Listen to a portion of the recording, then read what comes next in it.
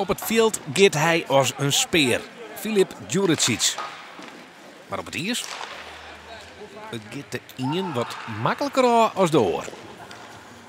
Ik speelde vroeger in Zweden tot 12, 13 jaar of zo. Zo ja, schaatsen dat is geen probleem.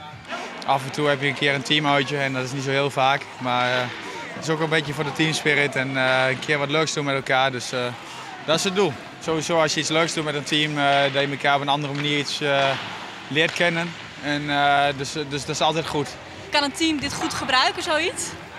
Nou, dat kan altijd. Of het nu goed of slecht gaat, is het altijd goed denk ik om dit soort activiteiten met elkaar te doen.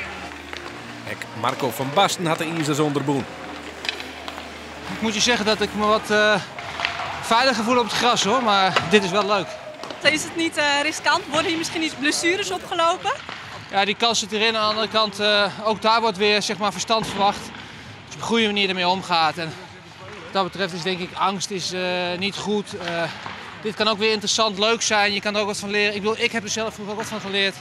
Want je kan met je stick kan je de tegenstander zijn stick aanraken, waardoor je net even het voordeel hebt. En dat kan je in de voetballerij ook gebruiken. Althans, zo heb ik zelfs ook wel eens een penalty weten uit te lokken. En zullen de Flyers op Harrenbeurt in kwarten als team uitstapken naar de trainingsvelden op het Jervin?